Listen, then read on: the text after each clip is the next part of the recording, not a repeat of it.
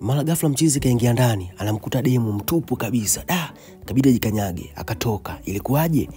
Picha linaanza mshikaji alikuwa ametoka safarini, anapiga simu sana, lakini beki tatu apokee. Anapiga sana simu, beki tatu akapokea. "Halo, wewe nani asubuhi yote unapiga simu? Acha upumbavu. Mimi mwenye nyumba alafu unaniuliza mimi nani?" Beki tatu kabidi ashtuke sasa, kabidi atoke nje. "Baba, huyu mtu yule umeweka ndani mbona haeleweki?" Beki tatu akatoka nje sasa. "Habari za asubuhi bosi, samani sana nini? Subiri kwanza. Wewe mbona kama nakujua wewe?" Jamaa akakumbuka kwamba ni yule demu ambaye alimvimbia sana kwenye duka la nguo. "Wewe kaka, naomba usinitazame. Alafu nyewe wanaume sijui mnajionaje? Yaani ukishamwona tu mtu kapendeza, kawaka basi unajua ni very cheap. Niangalie vizuri kakaangu. Unadhani mimi na wewe tunaweza tukaendana? Niangalie nilivyo. Sisi ndio generation Z, watoto wa Gen Z, watoto 2000. Nitazame. Alafu nikikutazama na wewe kweli unadhani tunaendana? Kaka, jishikilie. Sio kile unachokiona unadhani kinakufaa." "Hapana, sio mimi." "Kwa hiyo wewe ndio unafanya kazi ndani kwangu Haina shida. Haya, beba mizigo tuende." Kufika ndani jamaa anamwambia, "Sasa, niambie. Ulisema mimi sikufai?" "Hapana, sio hivyo kakaangu." "Wewe ulisema nimevaa vibaya. Nikumbushe." "Sio hivyo kakaangu. Mimi nilijua kwamba nikipendeza basi nitavutia matajiri. Si unajua maisha yalivyokuwa magumu. Kwa hiyo mimi sikuwa na namna, naomba unisamehe tu. Yaani mimi nikajua wewe uniwezi kwa sababu ulikuwa umevaa vibaya sana." "Kwa hiyo sasa hivi nimevaaje yani? Nielekeze. Maana wewe ndio unafanya kazi ndani kwangu. Yaani sikuelewi, uliniambia vitu vingi sana. Afu ulikuwa unaposti picha mitandaoni." Jamaa kutoka nje anakuta gari yake imeharibika. Kwa hiyo zile picha za mtandaoni zote ambazo nilikuwa nahangaika kuangalia IG, kumbe vilikuwa ni vitu vyangu. "Sasa hii utailipa." "Sawa bosi, haina shida, nitailipa. Utanikata kwenye mshahara wangu, usinipangie cha kufanya. Mimi nitajua utalipaje . "Kweli bosi, naomba unisamehe, lakini yani wewe unajua ueleweki. Kwa hivyo vile vitu vilikuwa unavifanya mtandaoni vyote vilikuwa ni uongo. Tukakutana dukani pale ukanivimbia." "Hamna bosi, yani sikuwa na maana hiyo. Yani usinipangie nyumbani kwangu, nisikilize mimi mwenye nyumba." Basi jamaa akaendelea kumvimbia na kumtambia demu kwamba wewe ulijifanya mtu wa maana sana. Sasa kwa nini unaanza kunibembeleza? Usinishike. Wewe nakupa siku chache tu afu mwisho siku utaondoka." Kufika chumbani kwake jamaa anakutana na nguo za ndani, mara chupi, mara sidilia. "Hivi vipi? Nini hizi?" "Sidilia zangu. Siku ya kwanza sikujua, kwa hiyo ikabidi nilale huku." "Ulilala chumbani kwangu? Toa takataka zako hizo usepe. Ujue ueleweki, toa kila kitu chako hapo." Jamaa anamzingua sana beki tatu. Anatoka usiku na mkuta demu kajificha hapo. "Wewe vipi? Mbona umejificha hapo kama panya?" "Hapana bosi, nilikuwa nataka niandae chakula." "Alikwambia mimi nina njaa ni nani?" "Sio hivyo. Sasa wewe nakupa siku kadhaa utabidi uondoke hapo. Tafuta kazi usepe. Naona unanichanganya tu nyumbani kwangu." Bosi karudi, anakaa nje. Mwanamke hajarudi. Hivi wewe beki tatu una shida gani? Yaani mimi na kukusubiri kweli? Kwa hiyo umetoka kufanya umalaya wako huko, mimi nika nje hapa na kusubiri wewe? Yaani nyumbani kwangu unanisubirisha? Utaacha lini tabia zako za umalaya hizi?"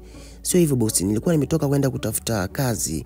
Na pia nilikuwa nauza vitu vyangu ili niweze kuondoka nyumbani kwako kama ulivyoniambia jana. Fungua mlango. Yaani siwezi kukaa mimi mwenye nyumba alafu na kusubiria wewe uweze kurudi. Hizi tabia za kutoka wapi hizi tabia?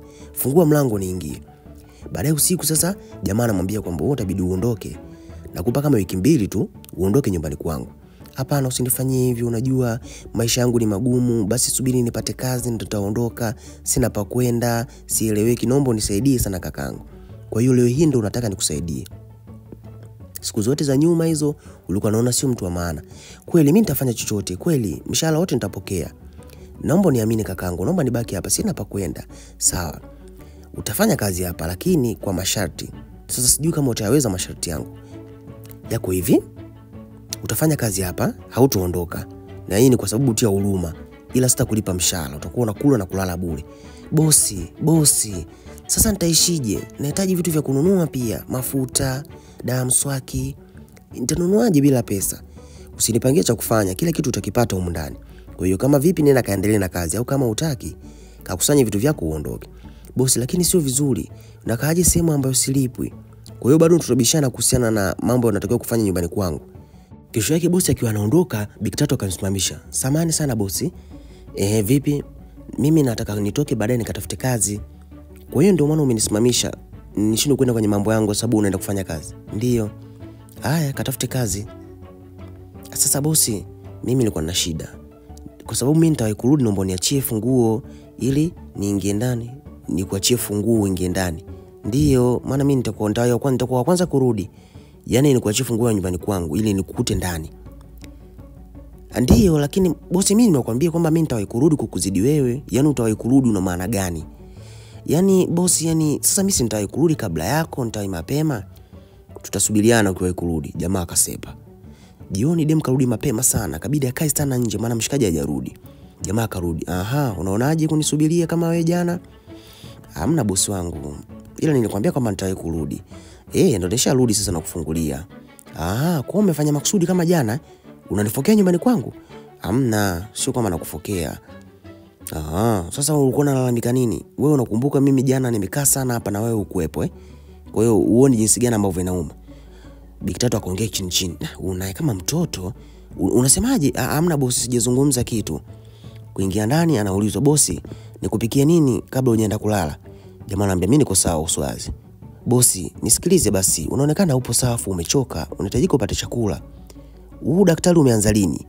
Alafu mbona unajifanya kama unanifuatilia sana? Nimekwambia niko sawa. Bosi, unatakiwa ule afya yangu imefanya nini? Wewe ondoka hapa. Mimi nakwambia niko sawa. Alafu tutaonana kesho bwana. Usiku mwema. Bosi, nisikilize kwanza. Yani wewe mwanamke usikii kabisa. Bosi, natakiwa ule, acha nikupikie chochote basi kabla hujaenda kulala. Nimekwambia niko sawa. Alafu usitafute maneno. Unajua nimechoka sana huko nilikotoka. Kwa hiyo kama vipi naomba utulie tu, alafu usiku mwema. Na kama umpata kazi ya baa, basi ongea kwa sababu mnaendana sana. Jamaa arudi akamkuta mwanamke anakula. Naona unakula, sahani umejaza. Hicho chakula sio unakula watu watatu. Yaani Big Tatu huyo asala tupu yani. Kwa sababu nimesema sikulipi mshahara basi ndio unakula hivi. Hebu angalia ulivyojaza sahani. Hivi wewe kweli chakula kama hicho unakula watu watatu? Jamaa anamsimanga sana huyo mwanamke hapa. Sasa bosi, kwa hiyo sitaki kula au ni vipi? Mbona kama sielewi? Si nimepakua tu niweze kula. Mwanamke anaendelea kula. Yaani mimi naongea wewe unaendelea kula. Mimi naongea wewe unakunywa maji. Yaani hizo nguvu umpata wapi? Sasa mbona kila ninachofanya kama nakosea? Nikila nakosea, nikinywa maji nakosea. Shida ni nini? Yaani unajua unanichanganya, nitachukua chakula nitaenda kukimwaga. Unakuleta chakula cha watu watatu. Jamaa akaondoka. Yaani ujamaa huyu. Umenisonya? Hapana, ni kuna wimbo fulani hivi nilikuwa na uimba hapa, sio wewe. Kwa mimi sina masikio. Sio hivyo. Demu akaona sapo shakuwa msala hapa, atashindwa kuongea. Akachukua kipaji huyo, akasepa aende kumalizia chakula chake nje. Bishale fulani vya usiku, huyu Big Tatu kama ameandaa chakula. Bosi, nimekuletea chakula. Chakula? Ndiyo bosi, nimekiandaa vizuri, nimekuletea chakula. Sasa wewe, aliyekuambia mimi nataka chakula nani? Bosi, basi samahani, nitakirudisha. Kuona kirudisha hicho chakula ili ukakimwage. Hapana bosi, yani unataka ukamwage chakula? Hapana bosi wangu, nitakila mimi mwenyewe nitakimaliza. Kwa hiyo utakula tena na umesha kula? Sio hivyo bosi. Yamleta chakula, leta. Kumbe bosi anajifanya hataki msosi, kumbe anaupenda sana. Asante sana Mwenyezi Mungu. Alijuaje kama nina njaa huyu? Baadaye sasa mwanamke akiwa anapaka mafuta ili aweze kwenda kazini, anajiandaa, anapaka mguu wa kwanza pale taratibu. Unavyojua tena wanawake kwa kujilemba, safari ya saa 5 basi inabidi aanze kujiandaa saa 2. Akiwa anaendelea kujiandaa, anataka kupaka mafuta sasa zile sehemu nyeti, mara jamaa anaingia. Jamaa anachokiona bwana, hatari. Akiangalia kifuani hapo ni balaa tupu yani. Macho akasema shuka chini kidogo hapa. Jamaa kuangalia chini tena, ndo balaa, akafumba macho. Sasa samani sana sisi. Akaondoka. Huyo mwanamke naye akajifunika haraka. Jamani, imekuaje tena? Anaingia hata bila hodi. Jamaa baadaye, sasa jamani, hivi nimefanyaje? Hichi kitu nilichokiona jamani, mbona kama hatari? Jamaa anaongea mwenyewe. Akashuka ile Big Tatu. Bosi, samani sana. Ni kuna kitu nilikuwa nimesahau lakini sikujua kama upo. Mimi nikajua umetoka. Bosi anajikanyaga sana kwa sababu vitu ambavyo alikuwa ameviona ni vya hatari sana. Lakini Big Tatu anamwambia kwamba usijali bosi, ni bahati mbaya. Kuna kitu ulikuwa unatafuta. Ndio, nifuata funguo hapa. Kwa hiyo nikusaidia kutafuta funguo. So funguo. Yaani jamaa anajikanyaga sana kwa sababu vitu ambavyo ameviona ni vya hatari sana na kutegemea kama Big Tatu kama huyu anaweza kuona vitu vizuri namna ile. Jamaa anajikanyaga sana, hajui nini anatafuta. Basi Big Tatu ikabidi aende juu ili aweze kumsaidia kutafuta. Baada ya kurudi anaulizwa, bosi, nikupikie nini leo? Naona nataka nikupikie chochote ambacho unakipenda. Hapana asante. Bosi, kweli una uhakika? Ndio nina uhakika, wala usiwe na mashaka. Sawa. Jamaa kutokana na kitu ambacho alikuwa amekiona jana mpaka leo anakuwa hana amani. Sasa karudi geto kwake, jamaa anaongea mwenyewe huko. Yani mbona kwa nini nachanganyikiwa nikimuona anajingatangata nashindwa kuongea vizuri? Ule ubabe wangu umeenda wapi tena? Ila mimi sio bikra. Mbona nishaona hivi vitu mara kibao, wanawake nishakutana nao wengi. Kwa nini na wasiwasi namna hii? Huko bibi akaendelea kufanya usafi, jamaa akafika. Akiangalia ule mzigo tena ni hatari. Samani, naomba maji. Sawa. Chai, naomba na chai. Kwa bosi unataka maji au unataka chai? Wewe sijui bwana. Sasa bosi mbona haeleweki? Anataka maji au anataka chai? Bosi ananichanganya sana. Siku inayofuata Big Tatu amechelewa sana kurudi. Bosi, samani, najua nimechelewa. Umechelewa, ulikuwa wapi? Kazi zimekuwa nyingi sana, alafu leo tulikuwa tuna kikao. Unajua kwenye ile kazi mpya. Kwa hiyo nisamee sana kwa leo kuchelewa kurudi. Sawa, haina shida, endelea kuchelewa. Endelea kuchelewa hivyo hivyo. Bosi, sijafanya makusudi. Hivi tabia zako umeacha tabia zako za ajabu ajabu hizo? Bosi, tabia gani za ajabu? Mimi nakuona kabisa. Yaani au ulikuwa kwa mpenzi wako? Mara Dembo akapata kichefuchefu, kabidi aondoke aende kutapika. Kesho yake jamaa kaenda kwa rafiki yake. Yule mwanamke ananichanganya sana. Yaani yule Big Tatu juzi tu kaja, sasa hivi ana mimba. Mimba kapata wapi? Sasa bro, mbona kama umechanganyikiwa sana? Mimba si ya kwake, wewe inakuhusu nini? Mbona kama umepanic? Mimba sio yako. Wewe kwa nini una panic hivi? Sio hivyo. Mimi bwana, sio nikuelezee nini? Yule mimi nampenda. Mimi nampenda sana. Sema kumwambia ndo shida. Sasa bro, kama ulishindwa kumwambia, wenzako wameshakuwahi huko. Wameshamjaza kabisa mapema. Usiongee hayo maneno dogo. Nimekuja kukuambia kwa sababu nakuamini afu ni mwanangu sana. Yaani sijui imekuaje yani mpaka amepata mimba. Na sijui kumuona na mwanaume yoyote. Na simu yake muda wote naiona pale. Lakini yani nashindwa kuelewa bro.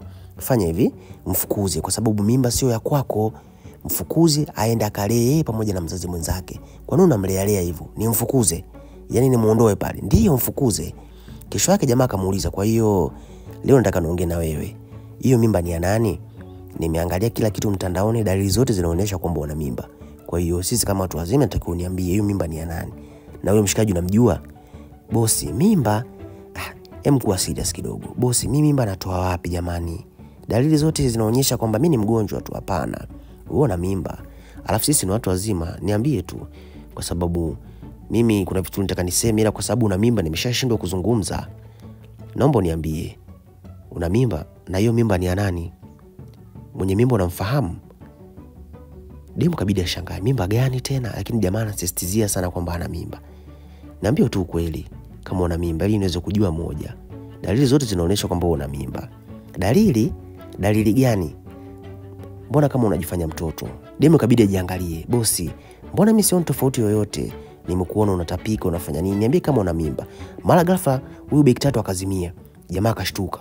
Kabidi ampeleke zake hospitali. Anamuuliza daktari, vipi anaendeleaje? Yuko sawa. Vipi kuhusu mtoto? Mtoto? Vipi kuhusu mtoto? Hana mimba. Huyu mwanamke hana mimba. Ni kwamba alikuwa amechoka sana kwa sababu inawezekana huko kazini kwake hapati muda kabisa wa kupumzika. Kwa hiyo kushauri apunguziwe kazi na aweze kupumzika vizuri. Basi baada ya kuruhusiwa jamaa akamleta huyu mwanamke mpaka nyumbani. Bosi, mbona umeleta chumbani kwako? Unajua ili uweze kupona vizuri inabidi ukae chumba ambacho kina hewa, chumba ambacho ni kisafi, kwa hiyo naomba ukae kwangu. Hapana bosi, mimi naomba niondoke. Naomba unipeleke chumbani kwangu. Hapana, weka hapa ili uweze kupona. Ukishapona utahamia chumbani kwako. Baada ya dem kupumzika kwa muda fulani vya kasinzia, simu yake inaita. Kucheki jina, wamesave my love. Jamaa anasikitika kinoma kwamba wauni tayari wameshamuwai. Siku zote yuko na dem na akashindwa kumwambia. Ikabidi asepe. Sasa jamaa anaingia, anamkuta demu yupo na mshikaji. Bosi, sasa hizi jamaa kaangalia akikumbuka na ile simu ya jana, ikabidi aondoke tu. Jamaa anamuuliza, vipi? Mbona huyu jamaa unamnyenyekea sana? Ni nani? Huyo ni bosi wangu na yeye ndo mmiliki wa kila kitu hapa. Jamaa inabidi ashangae. Mmiliki? Ndiyo, mmiliki wa kila kitu. Na vile vitu ambavyo unavionaga Instagram mpaka ukanipenda kwa DM, vyote ni vya kwake. Kwa hiyo nilikuwa nakuigizia tu. Unaniigizia? Mbona wewe demu unanichanganya? Jamaa ikabidi asepe. Bosi samani, nataka kukuambia kuhusiana na kitu ambacho umekiona pale. Yule sio mpenzi wangu. Mimi nimeshakuona kwa usijali. Kweli bosi, naomba unielewe, yule sio mpenzi wangu. Ni vile tu nilikuwa nataka nimwambie ukweli kuhusiana na mimi, ili aache kunisumbua kwamba vile vitu vya mtandaoni sio vya kwangu na mimi sio yule. Hamna shida, nimekuelewa. Kweli bosi. Kwa hiyo na ile simu ambayo ulipigiwa jana, nimeona imeseviwa my love ni nani? Au nadhani sikuiona. Mimi najua kwamba una mpenzi. Sawa, nimekumbuka. Ile my love ni shangazi yangu. Yule ndo amenilea, yule ndo kama mama kwangu kabisa, naomba uniamini, au nikachukue simu ili niweze kumpigia. Basi na kuamini, hakuna shida, ila jua kwamba una uhuru wa kufanya jambo lolote lile. Kwa hiyo unaweza kufanya jambo lolote. Sio hivyo bosi, naomba usinichukulie vibaya. Mimi nakupenda. Jamaa akacheka kwa dharau sana. Kwa hiyo unanipenda mimi? Ndiyo nakupenda. Yani wewe unanipenda mimi? Yani kwa nini yani unanipenda mimi? Kwa sababu tangu siku ya kwanza ulikuwa unanikataa. Jamaa kabidi asepe. Demu baada ya kurudi huko akawa na furaha sana, anapika chakula, anawaza ya kwamba sasa huyu bosi inabidi tu niingie mazima kwa sababu unaonekana uhusiano wetu umeanza kukaa vizuri. Bosi, samahani, chakula kiko tayari. Asante sana, nitakuja kula. Samahani bosi, nilikuwa naomba nikulishe pia. Yani leo sitaki kutumia nguvu kabisa. Nitakulisha kwa mikono yangu. Unataka kunilisha? Yani unamaanisha? Ndiyo, nataka nikulishe. Jamaa kaeka kwanza pisi pembeni. Njoo kae hapa. Mbona kama unataka kunitania? Bibi akasogea karibu kabisa. Kwa hiyo kweli unataka kunilisha? Ndiyo, nataka nikulishe. Jamaa kabidi asogee tena. Unajua wewe ni mwanamke ambaye tangu nikuone siku ya kwanza nilivutiwa sana na wewe. Ni vile uliniletea malingo, lakini sishangai kwa sababu ulishanieleza kila kitu. Ila kiukweli nakupenda sana, navutiwa sana na wewe. Bosi, hata mimi navutiwa na wewe. Sema kukuambia ilikuwa ni ngumu sana. Kuna kitu nataka nikuombe, ila sijui kama utakubali. Naweza kukukiss? Demu akasema ndiyo, naweza kunikiss. Basi jamaa akabidi amkiss pale kwa uoga sana. Afa kamuuliza, vipi umeridhika? Demu akamwambia hapana, hujanipa kiss lenyewe. Basi demu kabidi ajimegee mwenyewe vitu ambavyo anavitaka. Baada ya pale basi stories zikawa nzuri sana, wawili hawa penzi lao likaanzia hapa, madenda kama yote. Na huu ndo kwa mwanzo wa hili penzi jipya la bosi pamoja na kijakazi wake. Shukrani sana kwa wewe ambaye ulikuwa nami mwanzo mpaka mwisho wa recap hii. Na hii movie ni kutoka Nigeria, inafahamika kwa jina la Love and Shape. Usisahau kubonyeza alama like, share na subscribe ili uweze kuwa kwanza kupata matukio yote.